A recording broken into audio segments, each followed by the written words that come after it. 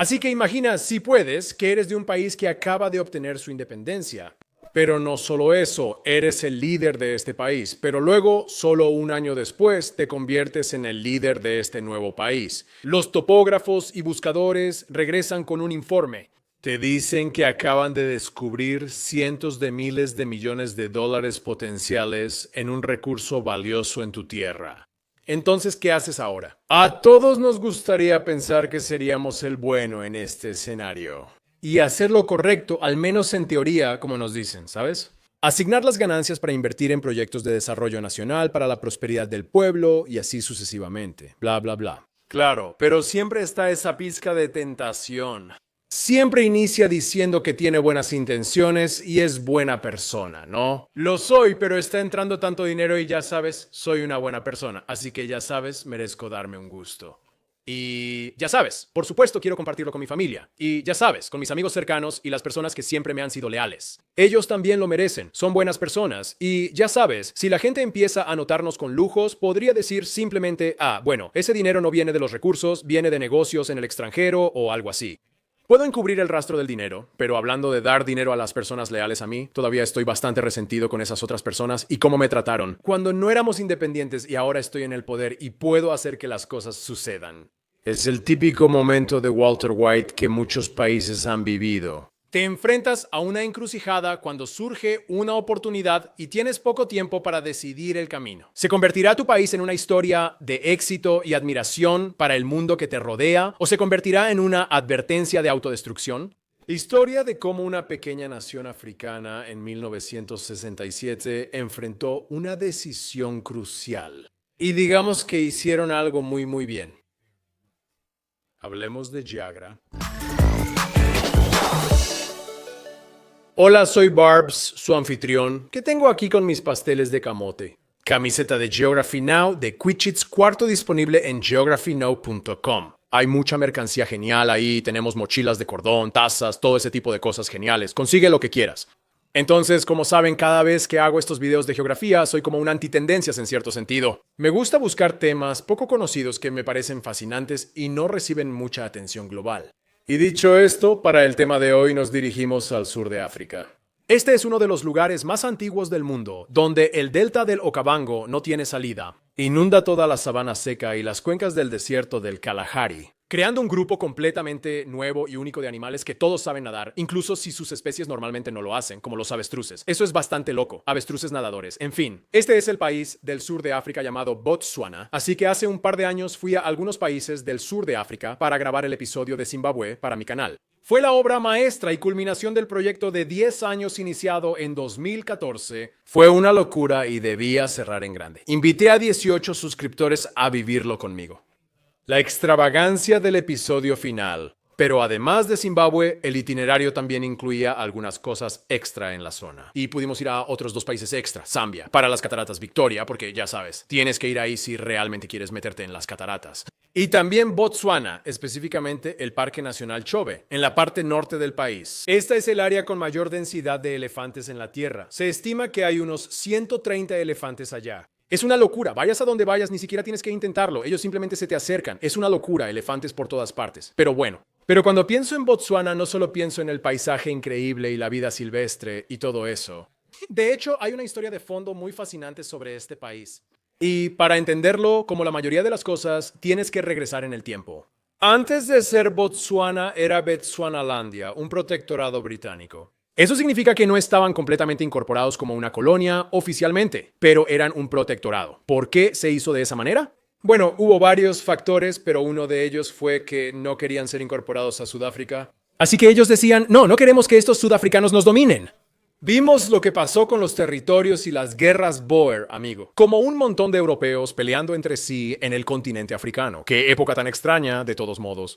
Pero además de los Boer y los sudafricanos, tampoco querían que los alemanes los invadieran desde el lado oeste, porque estaban en Namibia. Así que prácticamente estaban rodeados y básicamente estaban fregados, sin importar quiénes fueran. Era como, mira, todos nos están rodeando.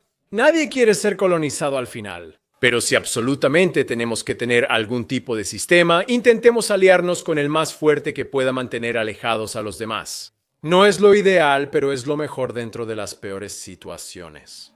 Así que los locales en Bechuanalandia pensaron que este era el mejor trato. Quedaron como protectorado británico, pero aquí está el punto. Cuando obtuvieron el estatus de protectorado, los británicos no prestaron mucha atención a Bechuanalandia. Primero, estaba rodeado de tierra en el continente, por lo que era difícil acceder. Y en segundo lugar, por eso mismo sería muy caro invertir y desarrollar ahí, mucho menos colonizar en masa, con un montón de británicos. Así que, no hubo muchos británicos que se establecieran en Bechuanalandia. En tercer lugar, era bastante seco y árido, así que realmente no había mucho que pudieran explotar para la agricultura o la ganadería. Mira, básicamente veían Bechuanalandia como un gran y vasto territorio que podían reclamar para disuadir la invasión alemana y la de los bóeres holandeses. Básicamente eso es todo. Y como realmente no les importaba mucho, Bechuanalandia terminó siendo gobernada por un alto comisionado que en realidad vivía en Sudáfrica, ni siquiera en Bechuanalandia. Así de poco les importaba. Ni siquiera querían, poner a su propia gente en el mismo lugar que estaban protegiendo. En los asuntos internos de Bechuanalandia, que entonces tenía solo 500,000 de habitantes, la población era muy baja. Pero de esas personas en Bechuanalandia decidieron reconocer 4 jefaturas principales en el área de los pueblos Tswana. Por cierto, de ahí viene el nombre de Botswana. Los Tswana son el grupo étnico más grande en la zona, Botswana. Este era una especie de sistema de control indirecto que tenían para manejar las cosas.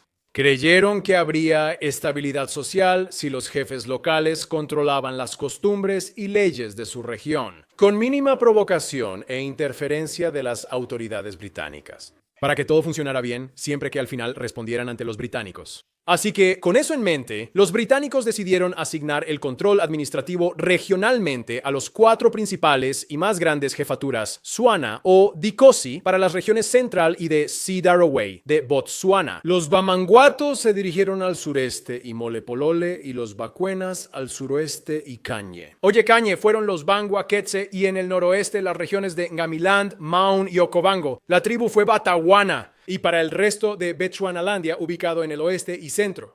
Estaba habitada principalmente por los pueblos Sam Bushman. Sin embargo, esa zona estaba bajo el control directo de las autoridades británicas o bajo los sistemas de jefatura tribal cercanos. Hay toda una historia detrás de los pueblos Sam Bushman y es complicada. Pero bueno, el punto es que este era el sistema que los británicos decidieron que sería el más eficiente para administrar un área. Jefes locales que tenían autoridad junto con la autoridad británica. Era un sistema de fusión raro e interesante. Por eso Bechuanalandia fue dejada en paz. A menos que se necesitaran medidas importantes, y por eso Bechuanalandia quedó bastante subdesarrollada. A principios del siglo XX solo había unos 12 kilómetros de caminos pavimentados, no había ciudades importantes. El ingreso per cápita en ese momento era de solo unos $70 o, ajustado a la inflación actual, unos $650 en todo Bechuanalandia. En ese momento solo había 50 graduados. En 1966 apenas había infraestructura, electricidad, agua ni atención médica. Así que esto continuó durante unos 80 años, comenzando a finales del siglo XIX y hasta el siglo XX. ¿Y luego qué pasó? Solo una pequeña cosa, llamada Segunda Guerra Mundial. Como ustedes saben, la Segunda Guerra Mundial fue uno de los factores más importantes que determinaron lo que remodelaría todo el continente africano en la era posmoderna. Y aquí entra el personaje más importante de esta historia, este tipo de aquí, Seretse Khama. ¿Quién era él? Antes que nada, él era de la realeza e hijo del jefe de la tribu Bangangwato. Cuando tenía 4 años, su padre falleció, lo que por sucesión hereditaria lo convirtió en el nuevo jefe. Pero su tío era el regente, quien asumió las responsabilidades actuando como líder interino, hasta que Seretse fue criado y estuvo listo para asumir las responsabilidades de la familia real. Por su riqueza, privilegios y prestigio, tenía acceso a sistemas educativos acreditados y siempre era recibido por las autoridades británicas. Entonces, un día, mientras estudiaba en el extranjero, se enamoró de una mujer británica, Ruth Williams, esta dama que ven aquí. Ella era una oficinista que trabajaba para Lloyds de Londres. En 1948 realizaron una ceremonia civil y obtuvieron los papeles para casarse oficialmente. Este matrimonio fue considerado un escándalo absoluto en ese momento por todas las partes involucradas, tanto por los británicos como por el pueblo de Bangangwato. Ambos lados hicieron todo para castigar este matrimonio. Incluso fue llamado nauseabundo en la prensa e incluso el tío de Seretse insistió y exigió que anularan el matrimonio. Estaba furioso porque Seretse eligió a una británica en vez de una mujer local Bangladesh, por lo que fue llamado de regreso a Bechuanalandia. Para un Kotla, esta es de las cosas más importantes sobre Botsuana. Tienen algo en su cultura llamado Kotla, en el cual el público puede dirigirse a los líderes. Si tienen alguna preocupación o pregunta sobre ellos, y si no están contentos, pueden destituirlos. Es una parte muy importante de las costumbres tribales de los Tswana. Las decisiones se toman a partir de la deliberación de personas respetadas dentro de la comunidad, y así es más o menos como funciona allá. Así que Seretse fue llamado a este Kotla. Y después de una larga discusión, él realmente los convenció de mantenerlo como jefe y aceptaron a su esposa. Y cuando los británicos se enteraron de su aceptación como jefe, entraron en pánico, porque si afirmaban su estatus de jefe, Sudáfrica se enojaría mucho. Eso sería una violación directa de sus estrictas leyes de apartheid. Y el Reino Unido obviamente quería apaciguar a Sudáfrica. Entonces, ¿qué hicieron bien los británicos? Revocaron de inmediato su aceptación de él como jefe y solo reconocieron a su tío como autoridad. Y luego, un día, Seretse regresó a Londres con su esposa por asuntos personales. Al volver al Reino Unido, las autoridades le prohibieron regresar a Bechuanalandia, exiliándolo. Finalmente se le autorizó volver a Bechuanalandia en los 60, pero solo bajo la condición de que tendría que regresar como ciudadano privado y ya no con estatus real. Pero aquí está el asunto con Seretse. Nació en la política, no podía simplemente renunciar a esa parte de sí mismo. Así que inmediatamente al regresar, volvió a la política. Gobierno local. Después de la independencia en 1966, fue el primer presidente de Botsuana y lideró la nueva nación. Me refiero a este tipo que empezó como príncipe, que se convirtió en jefe a los 4 años y que luego se casó con una mujer prohibida. Fue exiliado y al regresar perdió sus títulos reales, así que decidió convertirse en presidente. Es como una historia épica. Y no solo se convirtió en una figura icónica para Botsuana, sino para toda África, diría yo, incluso posiblemente para todo el mundo. No solo por lo que enfrentó y cómo lo manejó, sino porque analistas políticos de todo el mundo lo estudiarían durante décadas. ¿Y por qué? Porque el hecho de que él se convirtiera en presidente no fue el final de la historia, eso fue solo el comienzo. Porque un año después de que se convirtió en presidente, la historia llega a su clímax. Porque en 1967, tras inspeccionar la Tierra, un grupo de buscadores volvió con él y le informó que habían hallado el gran tubo de diamantes de Kimberlita cerca de Europa. Esto se llama la era del maravilloso descubrimiento de Botsuana. Esta era una veta, una enorme veta dentro de la Tierra cargada de diamantes. Botsuana apenas había obtenido su independencia hacía un año y ya Seretse Khama se enfrentaba a la decisión más importante que determinaría todo el rumbo del futuro del país. Un hombre llega al poder y se enfrenta a un recurso abundante y extremadamente valioso que podría asegurar décadas de minería, extracción y ganancias monetarias. Porque muy a menudo escuchamos exactamente la misma historia en países de todo el mundo y definitivamente en muchos de sus países vecinos en África. Este fue el punto de inflexión de Botsuana. ¿Qué haría Seretse Khama en su primer mandato como presidente? Tras mucho analizar y evaluar opciones, promulgó la Ley de Minas y Minerales de 1969, Oye 9, que dio todos los derechos minerales del subsuelo al Estado. Eso significaba que el Estado, no los jefes tribales ni empresas privadas, era dueño de los recursos minerales. Sin embargo, también hizo un modelo de empresa conjunta con la compañía De Beers. De Beers es considerada la compañía productora de diamantes más grande del mundo. Es una compañía sudafricana británica y operaría bajo su subsidiaria Debswana y sería una sociedad 50-50. Esto implicaba que los ingresos de diamantes irían al desarrollo nacional y servicios, no a las élites. Esta fue quizá la decisión estructural más importante, pues aprovechó los recursos para el desarrollo nacional.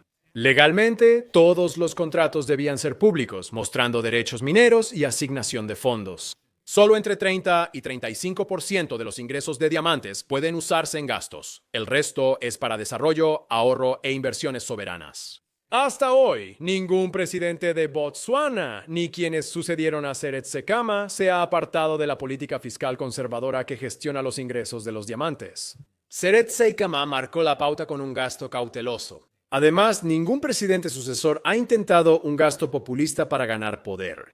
El marco de gasto a mediano plazo o marco de gasto a mediano plazo ayuda porque permite presupuestar en un plan móvil de 3 años, no solo anual. Esto evita que los líderes puedan hacer cosas como gastos repentinos en infraestructura o gastos populistas para obtener votos o lo que sea. Rechaza todo gasto innecesario, así manejó lo de los diamantes. Ahora había otro reto. ¿Cómo manejaría a la gente? Porque ahora Botsuana tenía un sistema parlamentario con una presidencia. ¿Cómo chocaría eso con el antiguo sistema de jefatura? Tendría que limitar algo los poderes ejecutivos de los jefes tradicionales. ¿Cómo lograrlo sin generar mucha reacción negativa? Bueno, de hecho hizo algo un poco ingenioso. Decidió que crearía la Entloya Dikosi, o la Casa de los Jefes, y que servirían como una especie de consejo asesor para el sistema de gobierno nacional. De esa manera, todavía les daba un papel de legitimidad y una voz en los asuntos del gobierno. Los jefes estaban satisfechos y no comentaron nada. Entonces, una vez que Serat Sekama tuvo participación en la gestión de los recursos y de la gente, esta fue la base que impulsó a Botsuana hacia adelante de una manera que no se había visto en todo el continente. Luego crearían oficinas para combatir la corrupción, la Junta de Adquisiciones Públicas y Eliminación de Activos del DCEC. Esto garantizó gasto público transparente, licitaciones competitivas y sin interferencia política en contratos. Fueron el primer país africano en ofrecer terapia antirretroviral gratuita y construyeron hospitales rápidamente. Cuentan con una de las estrategias de tratamiento del virus de la inmunodeficiencia humana, síndrome de inmunodeficiencia adquirida más agresivas de África. Tienen ecoturismo de alto valor y bajo impacto, especialmente en las zonas de Okavango y Chobe en el norte.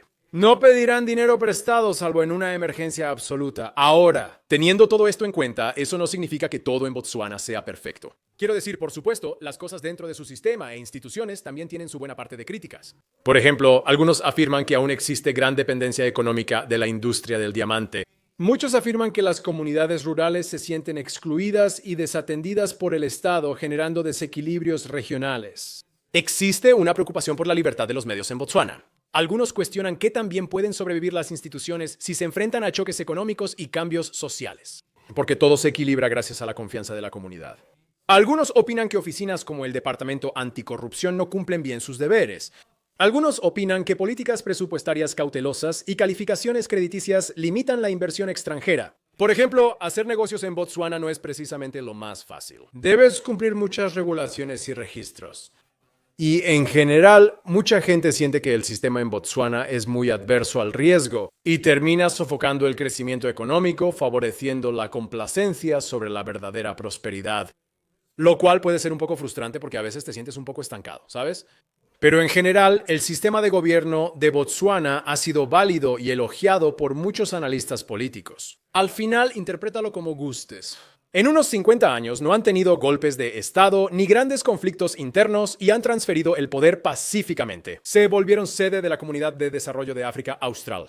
Están entre los 3 países menos corruptos de África, pagan salarios decentes a sus funcionarios y policías, y tienen una cultura política basada en la transparencia y la consulta comunitaria. Y lograron eso con menos población que Jamaica, aunque su territorio es 52 veces mayor. Esto no implica que sean el modelo ideal para todos los países, ya que no todos tendrán un sistema Entloya Dikosi. Como una cámara de jefes, está bien, no todos los países tienen jefes, pero es como si Botsuana hubiera encontrado una manera de unir el lado tradicional con el lado moderno. Mientras recibían una enorme bendición financiera, pero siendo muy cuidadosos y conservadores con la forma en que asignan los ingresos de dicha valiosa bendición. A veces la gente dice que son un poco demasiado cautelosos con sus gastos, pero es mejor pecar de precavidos. Ya sabes, es mejor ahorrar dinero que perderlo todo. No existe una fórmula universal para que un país funcione bien, ni hay un país perfecto. No te mudes ahí, lo vas a arruinar, pero por lo que vale. Botsuana de alguna manera encontró la forma de hacer las cosas bastante increíbles, y no lo sé. Solo quería hacer este video para ustedes, Botsuana. Salud por ustedes por hacer esos movimientos, porque claramente tienen algo bueno. Manténganse geniales, sigan atentos.